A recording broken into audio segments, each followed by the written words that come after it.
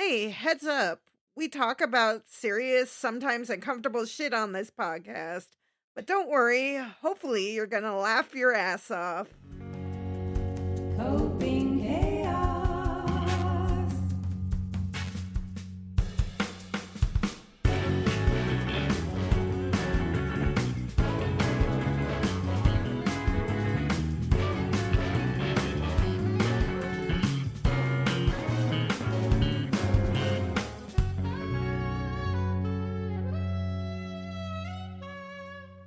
Thanks for joining us for Coping Chaos, a podcast about coping with the chaos of daily life while also navigating the uncertainties of mental illness. I'm Leia Williams.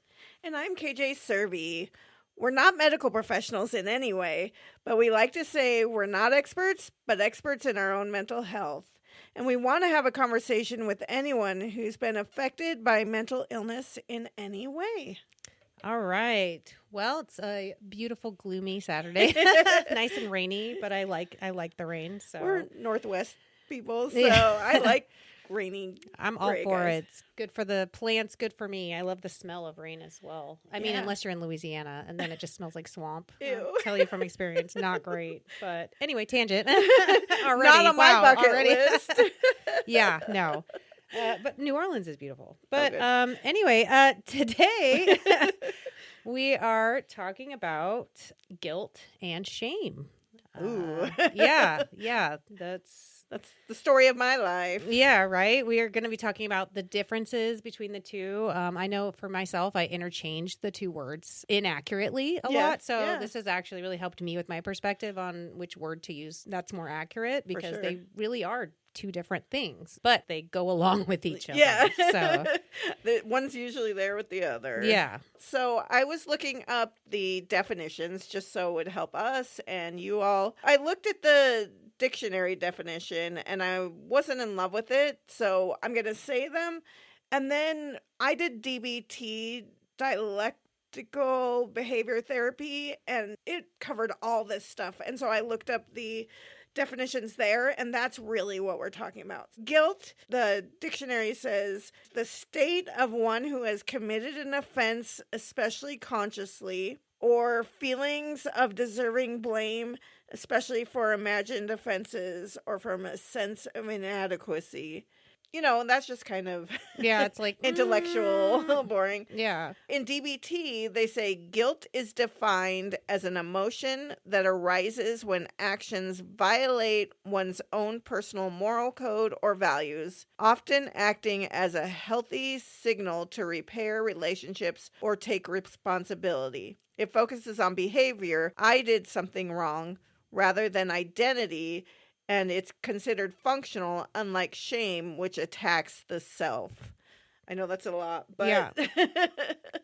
That to me makes a lot more sense. Like I said, it's definitely hard when you're first looking at the two words to like discern. But yeah, saying I did something wrong and I want to do it's almost like guilt's a more positive thing Right. than shame is. yeah, it's I did something wrong or I am wrong is kind of like yeah. how I The try to like, difference. yeah, how people are gonna think I am. That's a shame is like, oh, I don't want to tell them because they're gonna see how wrong I am or And then bad I'll I feel am. shame. Yeah. Yeah. Webster defines shame as painful emotion caused by consciousness of guilt, shortcoming, or impropriety, a condition of humiliating disgrace or disrepute. And it's definitely big words. That's a lot of big words for me. But I was like, am I pronouncing those right? But then for the DBT, it says shame is defined as an intense, painful, and self-conscious emotion, often triggered by the perception of violating community norms or falling short of social expectations, which is so big. Like, I just, growing up in the church is a big thing for me. I Oh, think yeah. of that because that's a huge one. They have so many expectations in the church when you grow up that you're constantly feeling like ashamed of yourself when Oh, you yeah. don't follow it to the T. So, Well, yeah. and that's part of religions a lot of time are, Yeah. you know, control to a point. So you do these things. And then you're like, exactly. wait, I'm not like that. What Yeah, the hell? yes, Yeah, I had exactly. that too. Mine wasn't as strict as yours, but still, even just realizing what I believed was different. Yeah. Yeah, exactly. So, all right. Well, do you have a story that you want to share about guilt or shame? actually, I have one today. When I was leaving to come here, my youngest son, he's having such a hard time right now with meltdowns, and he knew I was coming here. He really wanted to come. Yeah. And he's screaming and he's crying. And I see my husband who's, he just got this new job. He's got a lot going on. Yeah. He's very tired and exhausted, just like I am. And he's dealing with my mental health issues on top of it at home, on top of everything else. So I just felt this guilt. Yeah. Like I'm going to do something I enjoy while I'm leaving behind this screaming child with my husband on his day off.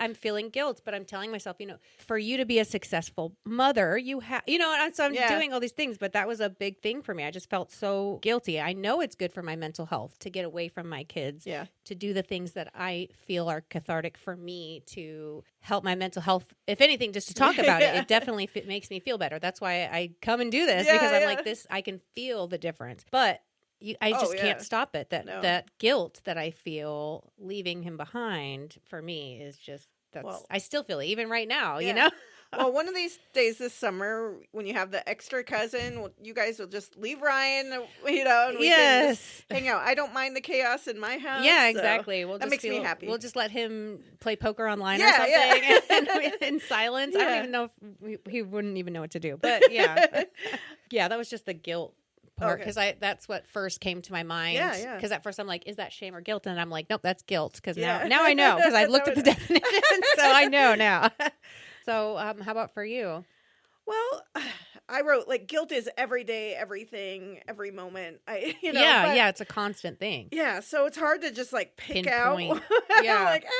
But I did think about, and I'm gonna kind of be vague on who because I just don't want to hurt anybody. But I had this friend, acquaintance, someone who needed help. And so I'm a helper and I wanted to help her and I did. But eventually it was I was being kind of taken advantage of to a point, Yeah. I mean, I was agreeing to it, but it was well, can you do this also? Can you do this also? And so I did, and I'm glad that I helped because, I wanted to help with it was really, a stressful thing for her. But then, a little bit later, it was kind of related, a similar situation, but it was later. And she called me and, wanted me to help. And I was like, 7:00 on a Sunday, but why should if someone needs help, I should do this. But then I could hear that the situation was really elevated and was not going to be good for my mental health. Yeah. And boundaries are really hard for me. Oh, yeah. And so, I felt really guilty that I wasn't going to go help this person, but I knew that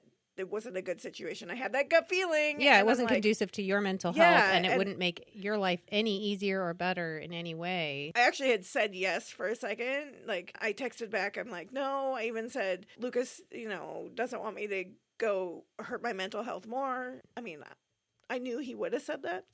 Well, it's easier to say it that way, especially when you're feeling the shame and the guilt. I use Ryan in a lot of things. Sometimes, well, not always, but because a lot of times. And I didn't at first. I still said I don't think that situation is going to be good for my mental health and my husband. Yeah. But then I'm like, what if something really bad happens and I didn't go help her and all this stuff and I'd rather hurt myself to help other people, but also I have my family here to think and they're of. So I just don't want to let people down, and I think that's something that's going to be through this whole episode because I don't know. I want to help, but also I have to have boundaries, but those boundaries are hard. Oh yeah, boundaries give you guilt 100%, even though you shouldn't feel that way. Yeah, and I'm like, how do people do it? How do they? I know. How do they do? Because if somebody gives me a boundary on their side, I'm fine with it. Right. I accept that. Yeah. I respect the fact that they told me their boundary. 100%. Yeah. And so, but when I do it, I'm like, I'm inconveniencing them. I'm being a dick,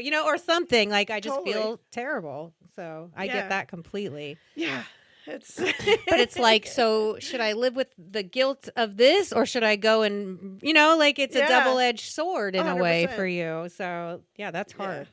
All right. Well, the next thing we have on here is talking for guilt is the guilt for being happy, which is a big one for me. Yeah. I think it's I had said before, I know, but if I'm feeling happy, especially if I'm with the family in a group and we're all together and let's say Saya's really upset about something and I'm really happy, I can't feel my happiest because I can almost sense her. Maybe it's the empath in me. I don't Yeah. know. But Oh, it's like 100%. I feel that if I'm gonna be my happiest, she has to be happy too. Yeah. It's like that feeling. But we can't. Not No, everybody can be happy all we the can't time. depend our own happiness on Yeah. other people. It doesn't work. No, but it's but- like I want to. It's like I don't feel right. It feels like I shouldn't be celebrating when somebody else is hurting. I should be trying to uplift them first and then celebrating, But Yeah. you can't uplift everyone all the time. You should celebrate yourself. You should celebrate your happiness, especially when it's so far and few in between. Yeah. But you can't. I can't help it. I feel know. guilty about it. I can't enjoy my happiness because I'm afraid that because I'm having so much fun or so happy that something is about to happen. Oh, yeah. Because I just feel like in the past, things like that have happened. So now it's like I hyper focus and I can't even enjoy that moment of happiness because of that. And then I'm guilty because I'm not in the moment like I should be with my kids. I'm worried about this. So it's just guilt all around. Like Right. Well, yeah, like we had written fraud on here, and that just resonated with me. I'm like, I'm always judging myself for having a good time, while in the background I'm still like horrible. And I'm like, oh, but I'm having a good time, but people only see this, and I'm like, something bad's gonna happen, just like you said, and it's just that background noise. It's just, and it causes you to spiral, and it gets louder and louder, so that it's harder and harder to focus on that moment in front of you. Like you said, I'm guilty because I'm not 100% focused on whatever's happening. I'm like, oh, what's going to happen? Oh, people are judging me. I'm judging me, Like, yeah. I also put on here, one thing is laughing through trauma. Oh, yeah. I do feel guilty for that I sometimes because know. people will look at me funny, I but I'm know. like, you have to sometimes. Like, you have to. Well, for me I do. and for you, I have to. I have to. And like one thing is, we were at the vet right before putting our dog to sleep, and we were making little funny jokes. Luckily my husband's the same way. Or so even more so. Yeah. But and I felt kind of bad, but I'm like, I hope no one has like cameras or listening to us. But it was our way of coping. Exactly. I mean, and when you think back on it, that's what you're going to remember is the jokes and stuff instead of like the other things. He was always, this is going to be like graphic, but when they would go outside, our other dog, he'd always be like licking her butthole and like poop coming out and eating it. And so like we made some joke about that was his legacy or something. But the butt licker legacy. But it helped in the moment, Yeah, like, exactly. yeah, this is horrible. We're not saying it's not horrible. It's just like, we're still us. You would have known, like the dog, Well, and when you're facing something so horribly sad and traumatic at the time, you have to do something so that you can stay in the moment, like we're talking about, and be present too. And I think that laughter helps me to stay that way. It helps me a lot. And but I still was like, oh, should I have made jokes? Or, just I think it's best that you do, I do in my too. opinion. But I can see why you would think that because I'm sure there are other people out there that would be like, oh my God, why are you laughing about that? But I'm not laughing about it. It's just no, exactly. It's the coping. It's a way of coping. It's one of the hardest things for people to accept as a coping mechanism, but it's like comic relief is quite common in movies. They use it a lot in scary movies, action movies. They use the comic relief to help you to come down from that flight or fight that you get from the movie that you wanted to get. But at the same time, they need to include that. And you need that in real life too, in my opinion. Well, because people are like, oh, what are you going to do with his ashes? And I'm like, we're gonna find something really funny that's not an urn to put it in there. Oh, that would be nice. Like a taco cookie jar or something really random. Like a trumpet thing or something. We're like, that's not respectful. I'm like, yes it is. If in you our knew family. him. But yeah, those kind of things are really like, should I be? Is that, Yeah. But I don't know. That's how we deal with it. We're not taking away the seriousness of it, but we're also like, life is serious, but you can't be 100% serious. Yeah, or you won't survive. No, I would not. No. But that's exactly why we feel guilty for being happy, because we know that there's going to be somebody that might misinterpret it wrong. Yeah. And even if they don't, we're thinking they are. So, right. So we're feeling guilty for that because why I shouldn't be laughing at this, or I shouldn't be happy right now when all these other things are happening in life or whatever. Yeah. Well, I had written one other thing because, we're in Minnesota and, obviously the ice thing is everywhere and horrible, but there was that moment where they were just attacking Minnesota. Oh, yeah. Totally so bent. aggressive. And so there was a group, I don't know these people, but it's a group that organizes our pride in our suburb that we live in. Oh, okay. Just our small little pride celebration. I think we do it in September's. But I'm in a group, and they were like, you know what?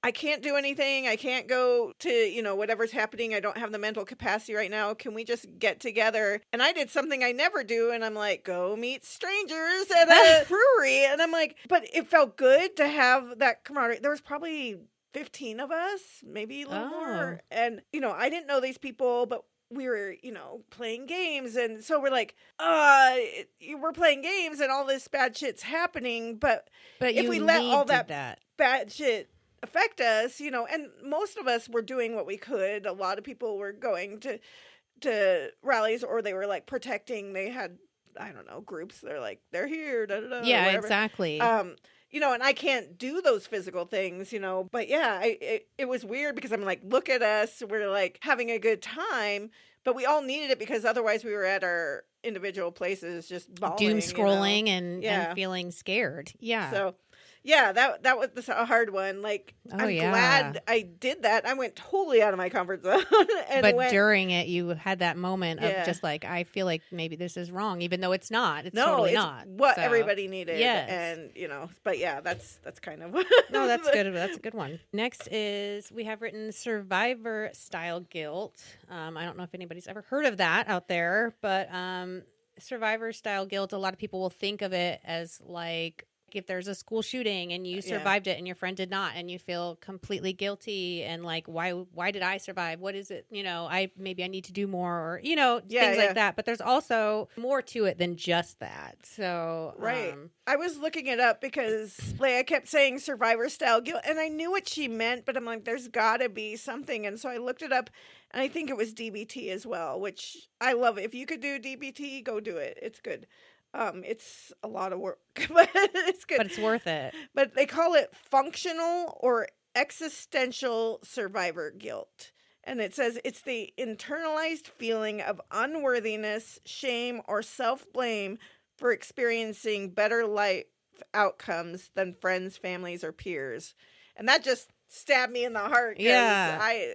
That is a big thing. And I'm glad that you had brought that one up, because I didn't really, because I thought Survivor, that's when, you're in a car wreck. Or, and you're upset that you survived and they didn't. But there's a lot more to it than that. Yeah. And I appreciate you bringing that up. Oh, yeah. That's really cool.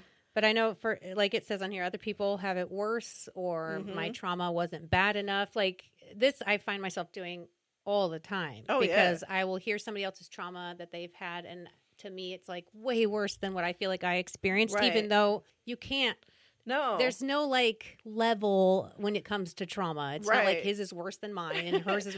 There's no, list of who's number one and who's number 100 as to the most traumatized, because everybody processes trauma differently. And so one thing of trauma with two different people, like we were talking about in a household or something, if you're experiencing it as a child, you're going to both experience it differently, even though you're experiencing the same thing. So I remember when I got just my Lyme disease diagnosis, and honestly, it wasn't just me. Other people were like, well, it's not, at least it's not cancer, and I'm like, cancer is better because cancer has like a solution to it. Thank you. Like, that makes me feel terrible. I always think that. I'm like, I wish I had cancer. That sounds terrible, but I would know either I'm going to die or we're going to try these things. Yeah, like it's a physical thing they can see on a chart that they can fix by zapping it or giving you medicine, chemo or something. Like there is a solution. Whereas it doesn't have a solution. Lyme disease, they're like, well, you just live with it the rest of your life and you deal with the symptoms, which is similar to lupus as well. Yeah, exactly. And most autoimmune diseases, it's just like you just deal with it. There is no and solution. Band-Aids, just fixing the symptoms as they come.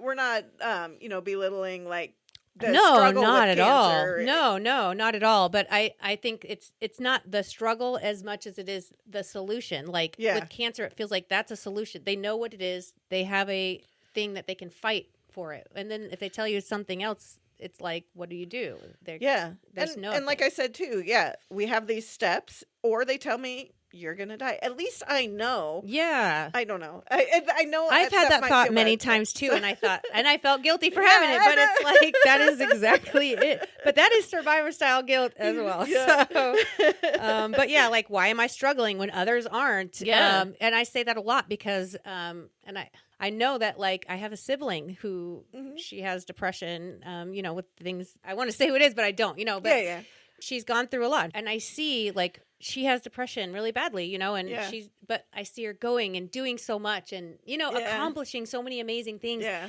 And I'm like, why can't I do more? What am I doing wrong? Like, I'm not good enough, or, I just keep questioning and comparing. Yeah. When that's like the worst thing you could possibly do. But that's part of survivor style guilt as well. You just comparing yourself to others or minimizing yourself, like, oh, mine's not as bad, so I'm going to let this person, or I'm going to think like they're more traumatized than it doesn't make sense, but I've thought it many times. I do. Well, one thing that's bothered me a lot, and it sounds so weird. So like I'm the oldest out of all of us, and then there was one sibling that lived with me, and they're only 19 months younger than me, so we're really close in age. And and I'm not saying one thing's better or worse, but like sometimes, and it doesn't even have to do with her, but sometimes I'm like, how did I know things are wrong? Like, I'm part of the statistic that, like, where I'm the one out of, how they're like 9 out of 10 kids in this situation repeat or whatever. Yeah. And I'm like, and then there's the one that learns from it and grows from it and things like that. But I don't even feel like, okay, I don't want to put down my sister in a way, but what it was like something like cigarettes. I knew it was wrong. I was never going to do it because I saw how horrible it was.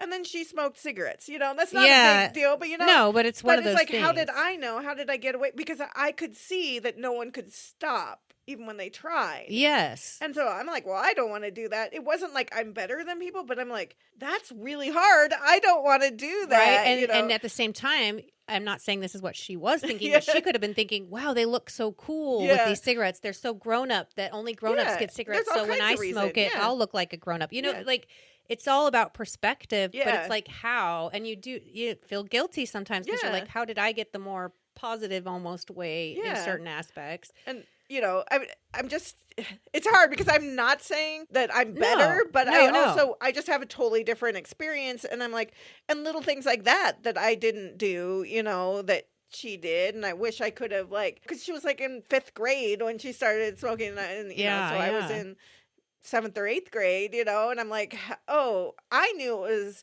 not the right thing for me. And how could I, be different than her when every adult in our family, every adult I knew smoked. Right around you too, in the house, everywhere. In the car. I'm like, I mean, you probably smoked just through secondhand smoke enough. So I don't know. That's just kind of one thing I can, boil it down to something really simple. But I feel like that even apart from my sister, but that's just a way for me to be like, God, we lived the same life almost experiences, but we were affected differently. And even, our mom was different to both of us too, That's true. Parents can sometimes treat each child in a different way so that you notice the difference and it affects you. But for the most part, you're in the same situation. So it's weird. Not weird exactly, but it's interesting to see the differences. And there are times where you can just feel guilty about that because it's like, I picked up this thing and, oh, maybe they're struggling with that. Yeah. I'm not, and that's literally, it wasn't like, I mean, I don't know why I picked that as an example, but it wasn't like, oh, people who smoke are bad. I was like, that seems horrible, and they couldn't stop doing it. Yeah, it's the addiction part of it, especially. But also, it is really bad for you. Yeah, it is.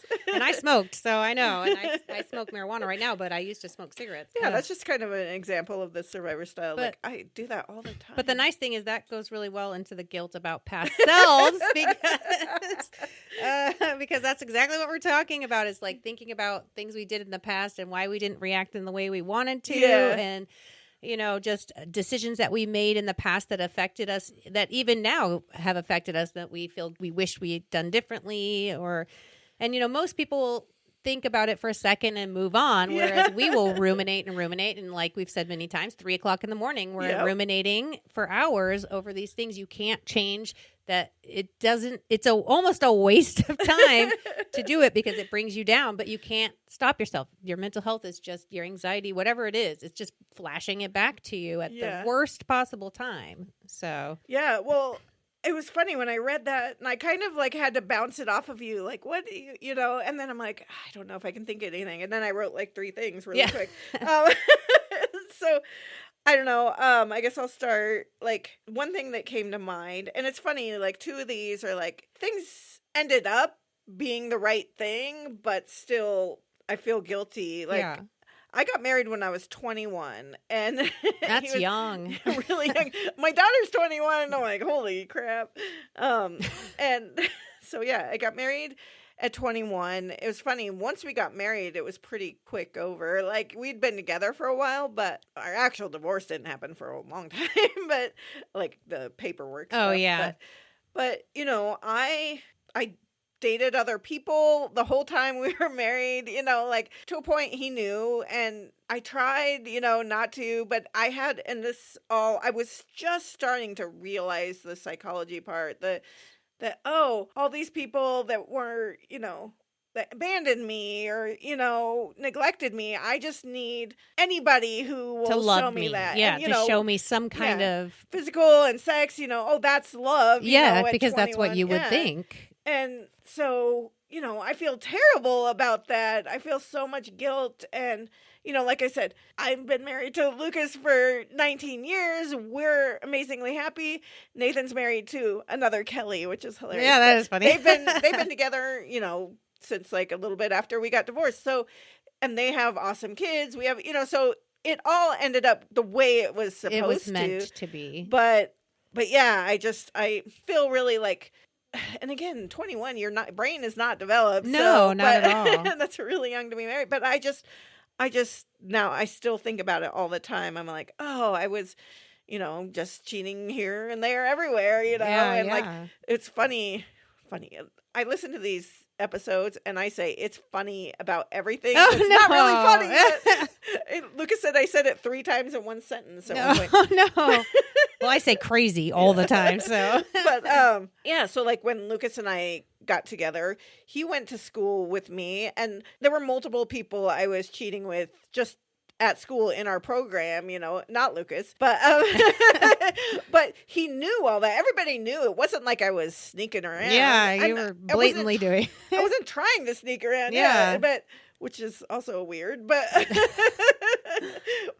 but you know, then when I got together with Lucas, which was 5 years, we hadn't seen each other since we graduated. You know, and I'm like, you still want to?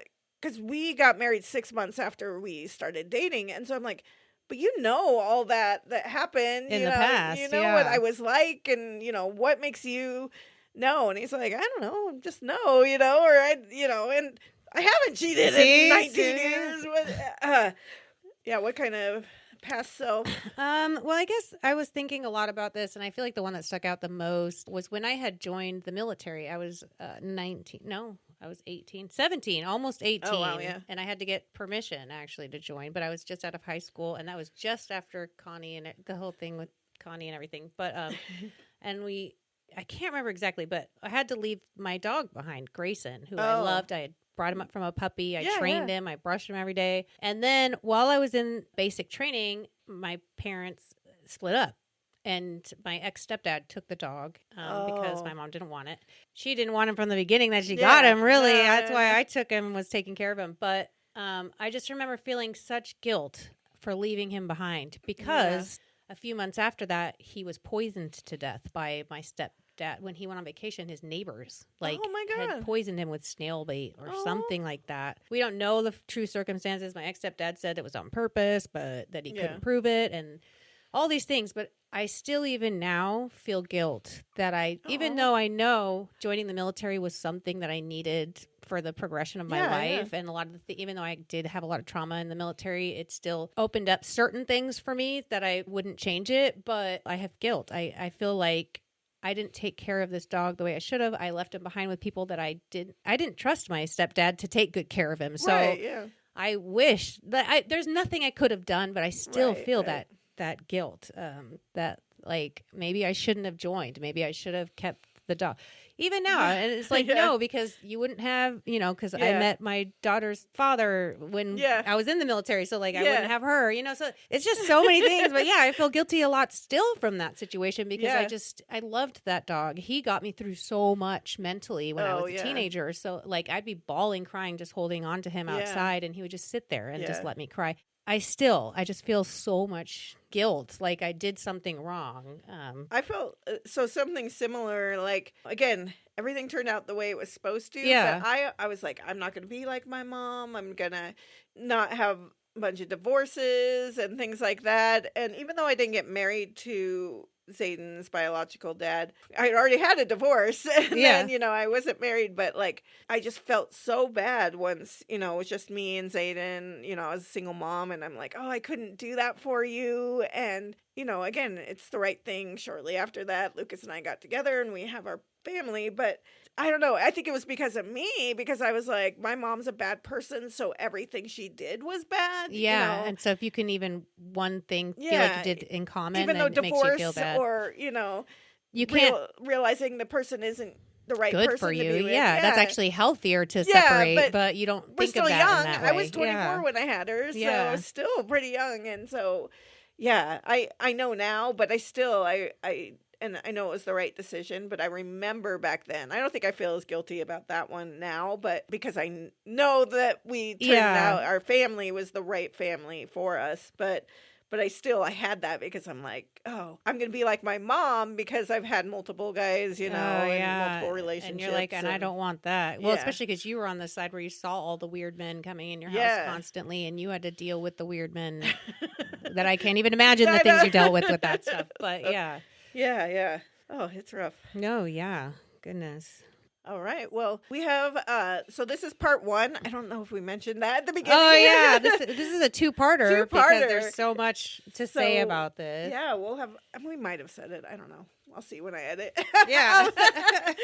Yeah, so we have part 2 that we're going to talk even more in depth about our experiences with guilt and shame. Like we said, it's all through everything we do, so we wanted to do as much justice as possible.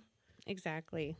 Well, we also have an upcoming episode for meltdowns, dysregulation, disagreements. That's a big one. I know that's going to be a vulnerable one for me, but I do feel like meltdowns are more normal. Even if you don't have a mental illness, people have meltdowns. Yeah. I mean, you've heard of midlife crisis and all those type of things. They have cutesy names for it, but it's still a meltdown in a way. Yeah. So I think that's going to be a good episode so we can not only share our personal experiences, like how we experience the meltdowns, like what causes them, how it is in the moment, like what it looks like for each of us to have a meltdown, but also talk about maybe just what meltdowns are in particular and how they can be triggered. And then maybe other people will want to share with us too. That'd be awesome. Yeah, we'd love that. We'd love that. Okay. The time has come.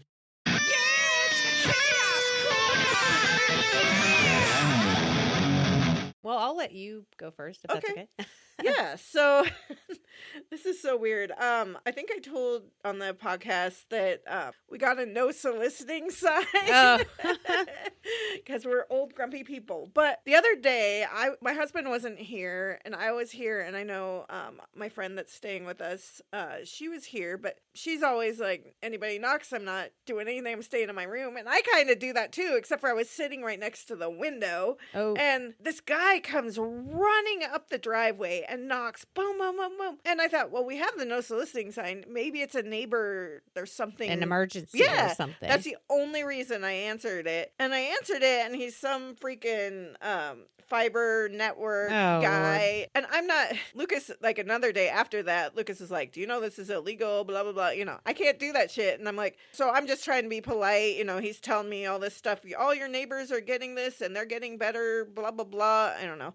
And I'm like, I'm not interested, dude. We're not interested. And he's like, it was like he was trying to act like he wasn't trying to sell me stuff. He's like, well, I know you're not interested or you would have had it already. And I'm like, what the fuck, dude? But then he like pulls up his phone. Like, we have this all on our Ring camera. I showed it to Lucas.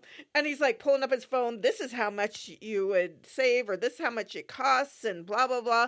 And Lucas has already looked into all this stuff, Yeah. he's got the best thing that we want, and I like kept saying, okay, I'm not interested. And he's like, just kept talking and talking. And I was like, okay, and I said something, and then he was still talking, and I shut the door. And it was so funny because then his face was like, okay, I guess, like I shut the door in his face, and he was still talking. He was like, shrugged his shoulders and then walked away. But I was like, gosh. I hate that because I'm like, what do I do? I don't want to be rude. And I still would have felt guilty even doing that, even though he was going against your sign, which he can see because they're looking for those signs. Like, it's right there. If you're a solicitor, you already know what that sign is. Yeah. So. It's all those, and I can't stand up for myself, or I'm just like, just shut the door.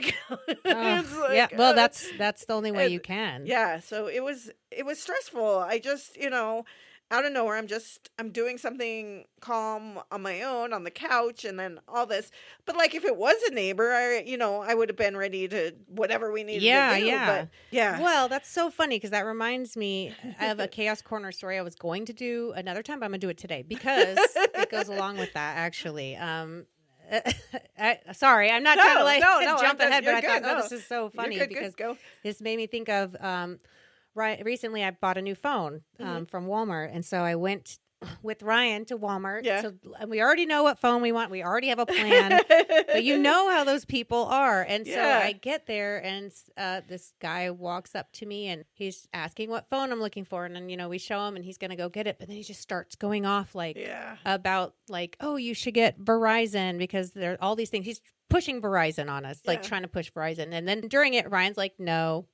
Ryan was actually frustrated with me afterwards because he's telling me, like, I'm looking too interested. So this guy keeps talking, and then he's just directing it at me. But I feel like I'm being mean if I'm not looking at somebody when they're talking to me because I've been taught that that's how you be a nice person. Yeah. So I'm like just letting him do his spiel or whatever. But then the funniest part is he goes, well, I don't exactly have Verizon. And I'm like, well, then why are you pushing this on? And after he said that, I'm like, okay, I'm done. Like, this is easier now. But I felt so stressed because I'm trying to be nice to this guy who's talking to me. I can feel my husband staring me down like, you're the reason we're still standing here. We could have left by now and walked around the other part of the store or whatever. And it was so stressful. And now every time I go to the electronics section, I'm so scared I'm going to see that guy because he'll be like, oh, it's that wife that the husband made her stop, talking to me. Now she's alone, which probably would never happen. But, in my brain, that's going to happen. So I avoid the electronics area altogether. And I know you people have to make money. Yeah, however, yeah. But, and that's why so sometimes stressful. I'm like, I'll just let them do their spiel and then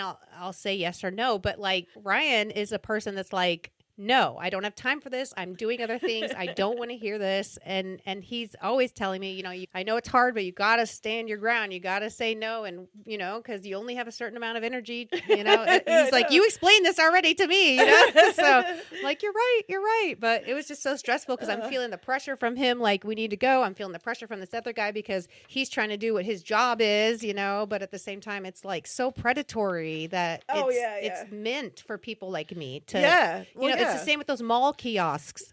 Here, you want a lotion? And I'm like, nah, I'm like, give me some side blinders so I can just run through. I think I said on another episode, like the beginning of Costco, they're all there, and so I'm like, go.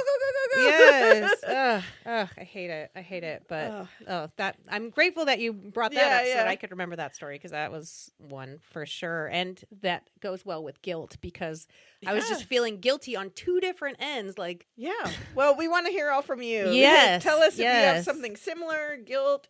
Of course, anything we want to hear. So but we just really want to know. And you can find us anywhere on Instagram, Facebook, TikTok, YouTube. We're trying to make it really easy for you. And it's all at Coping Chaos Podcast. Perfect. We've also started a Patreon page. So you guys need to come on over, join us on there, whether it's the free tier to just chat with us or the upper tiers.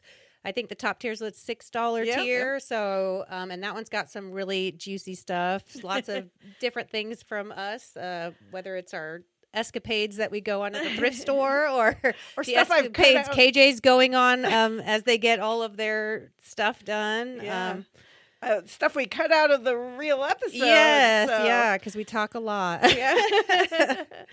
Yeah, and then another way to support us is just review, especially Apple Podcasts and Spotify. That really helps us be seen. So if you have a second to do that, we really, really appreciate that. Yes, please. And our email, another way you can contact us is copingchaospodcast@gmail.com. And we want to hear anything. Just, we always say no input is bad input, but no hate. Exactly. Because like I said, we'll block him. No, well, I'm not kidding, but yeah. But awesome. All right, guys. Well, we're also going to be doing, like we had said, another episode on this next week. So you guys get to hear that as well. We're so grateful that everybody's here with us. Yeah. Well, the biggest thing we want everyone to know is that you're not alone in this. We want this to be a safe space to share our experiences as a community. Yes. And remember, we love you guys. Thank you so much for listening to today's episode of Coping Chaos. And as always, we will see you on the next episode. Bye.